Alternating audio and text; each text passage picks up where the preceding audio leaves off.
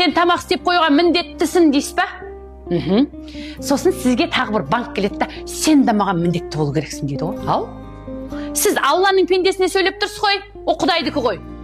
Кімсіз сіз оған міндеттісің дейтіндей. Мен үйде тамақ жасаймын, бірақ ыдыс аяғымды жолдасым жуып көмектеседі. Мен жасырмаймын оны ешкімнен. Себебі бізде ол менің күйеуімнің подкаблучниктігі емес ол.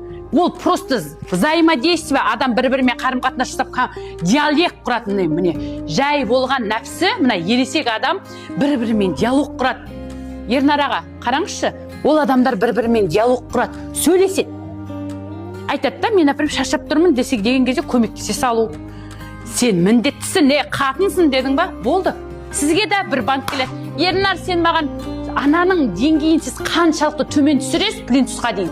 Сіздің деңгейіңізді Құдай соншалықты түсіре береді. Ол бір әйелге қатысы жоқ ол. Кез келген адамға барып тұрып бүйтіп қарадыңыз ба? Құдай сіздің үстіңізде сөйтіп қаратып қояды ғой.